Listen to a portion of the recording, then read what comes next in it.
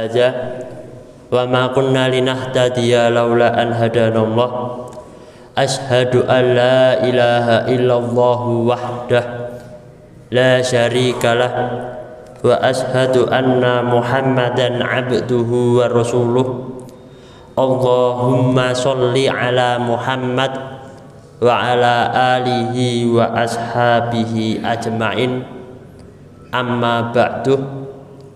Jamaah sholat subuh rahimakumullah, sebuah kenikmatan yang benar-benar harus kita syukuri, dan kenikmatan tersebut tidak dimiliki oleh orang lain yang mungkin diberikan kenikmatan seperti nikmat-nikmat dunia, nikmat harta, kekayaan ataupun anak, namun kita diberikan nikmat tersebut adalah nikmat iman dan nikmat Islam.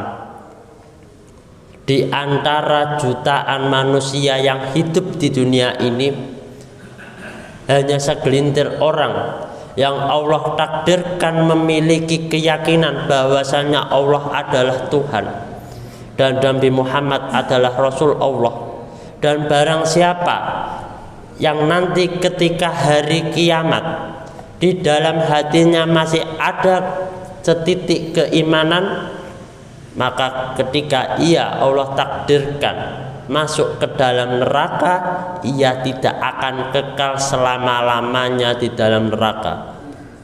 Oleh sebab itu, marilah kita bersyukur kepada Allah Subhanahu wa ta'ala yang telah memberikan nikmat iman dan nikmat Islam.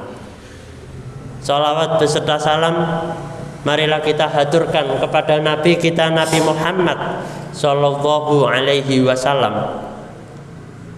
Tanpa Allah mengutus Rasulullah sallallahu alaihi wasallam kepada umat manusia, mungkin hingga kini kita tidak akan mengenal siapa itu Allah, apa itu hari kiamat, apa itu rukun iman dan rukun Islam.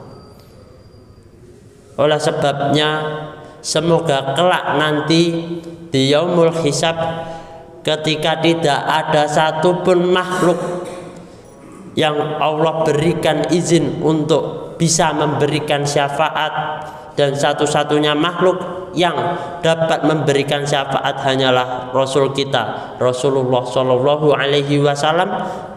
Kita Allah takdirkan diakui menjadi umatnya Rasulullah Shallallahu Alaihi Wasallam. Jamaah sholat subuh rahimakumullah, beberapa waktu lalu saya ditanya oleh takmir, apakah untuk hari Rabu bisa mengisi kajian subuh? Insya Allah saya jawab bisa. Oleh sebab itu, insya Allah mulai pada hari Rabu ini dan Rabu-Rabu selanjutnya kajian subuh kita akan membahas kitab Bulughul Maram. Sebelumnya perkenalkan, nama saya adalah Bima. Panjenengan sakit memanggil saya Mas Bima ngoten mawon. Saya sekarang mengajar di SMK Muhammadiyah 1 Kepanjen sebagai guru bahasa Arab. Insya Allah pada kesempatan kajian pada pagi hari ini, perkenankan saya untuk memperkenalkan kitab yang insya Allah akan kita kaji pada Rabu pagi pekan depan selama kajian ba'da subuh ini. Jamaah sholat subuh rahimakumullah, di dalam hadis riwayat Muslim, Rasulullah Shallallahu Alaihi Wasallam pernah bertanya kepada para sahabat, siapakah di antara kalian yang pada hari ini berpuasa? Abu Bakar radhiyallahu an menjawab, saya. Selanjutnya Rasulullah Shallallahu Alaihi Wasallam bertanya kembali, siapakah di antara kalian yang hari ini sudah mengiringi jenazah? Maka Abu Bakar radhiyallahu anhu berkata, saya. Dan selanjutnya Rasulullah Shallallahu Alaihi Wasallam bertanya kembali, siapakah di antara kalian yang hari ini telah memberi makan kepada orang miskin? Maka Abu Bakar radhiyallahu anhu menjawab, saya.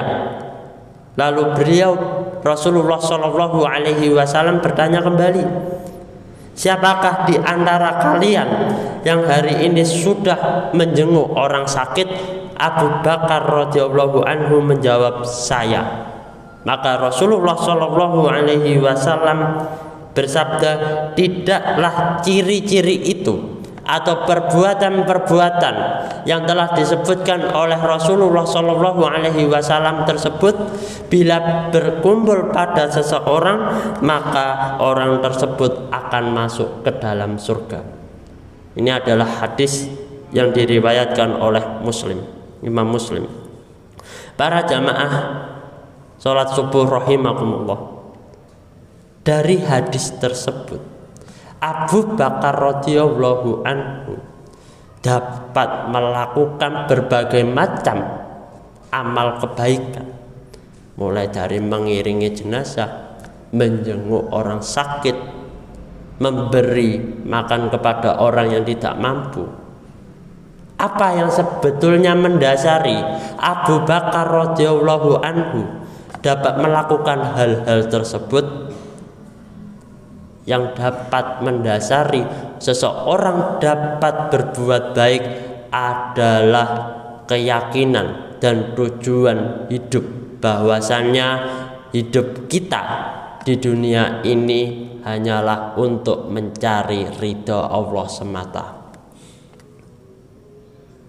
Bila seandainya seseorang di dalam hatinya tidak ada keyakinan, tidak ada tujuan bahwasanya kita hidup di dunia ini untuk beribadah kepada Allah Subhanahu wa taala, baik itu ibadah mahdhah ataupun ibadah ghairu mahdhah. Ibadah mahdhah yaitu ibadah yang waktunya sudah ditentukan, tata caranya sudah ditentukan seperti sholat, dan ibadah ghairu mahdhah adalah ibadah yang sifatnya bebas, seperti kita menafkahi keluarga, menuntut ilmu, dan itu diniatkan untuk mencari ridha Allah, maka kita hidup di dunia ini akan sia-sia.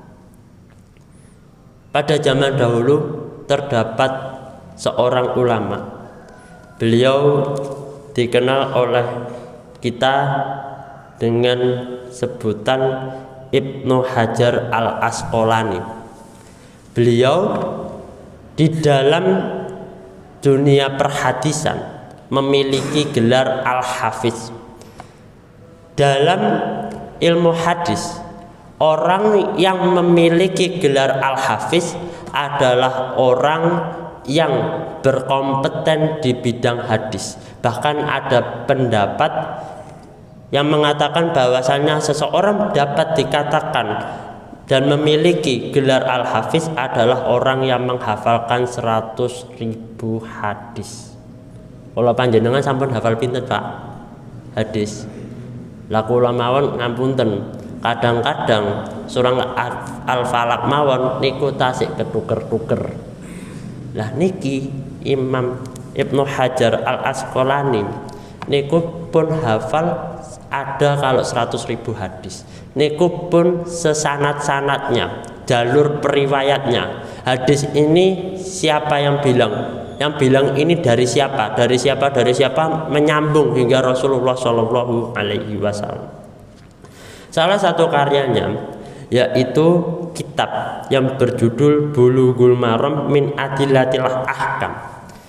Bulughul Maram secara bahasa Arab bila diartikan artinya mencapai atau menuju keinginan. Mencapai keinginan dari dalil-dalil hukum. Maksudipun pripun mencapai keinginan? Seperti yang telah disebutkan pertama tadi, kita sebagai seorang muslim ketika kita telah bersyahadat asyhadu alla ilaha illallah wa asyhadu anna muhammadar rasulullah, maka kita secara tidak langsung dan seharusnya harus mendedikasikan hidup kita untuk mencari ridha Allah Subhanahu wa ta'ala. Dan bagaimana agar caranya kita dapat mendapatkan ridha Allah Subhanahu wa ta'ala? Maka kita harus belajar. Mayuridillahu bihi khairan yufaqihu fiddin. Barang siapa yang Allah inginkan di dalam dirinya kebaikan, maka Allah akan pahamkan agama. Kitab Bulughul Maram ini berisi tentang hukum-hukum, dimulai dari hukum fikih seperti sholat, toharoh, zakat, haji, dan akhlak atau adab. Diharapkan dengan kita mempelajari kitab ini, kita dapat mengetahui setiap apa yang kita lakukan dasarnya itu apa. Di dalam kitab ini ada sebuah keistimewaan, bahwasannya kitab ini ketika membahas sesuatu dalam sebuah bab itu langsung ditulis hadisnya, dan hadisnya itu dari hadis-hadis yang insya Allah dari ulama-ulama muktabar seperti Imam Ahmad, Imam Bukhari, Imam Muslim, Abu Dawud, Ibnu Majah, Tirmizi, dan Nasai. Oleh sebab itu, dengan kita mempelajari kitab ini, insya Allah nanti kita bisa menjadi seorang muslim yang memahami bagaimana kita seharusnya bersikap. Karena untuk mencapai ridha Allah itu tidak cukup dengan sholat. Untuk mencapai ridha Allah tidak cukup dengan beribadah. Tapi untuk mencapai ridha Allah kita harus mengikuti apa yang telah diajarkan Nabi dan diajarkan Nabi. Dan apa yang telah diajarkan Nabi itu bukan hanya sekedar ibadah, namun juga terkait tentang akhlak, tentang bagaimana kita berbicara kepada orang lain, tentang bagaimana kita bermajelis kepada orang lain. Maka insya Allah dimulai pada besok Rabu depan kita akan membahas Kitabul Jami' Babul Adab.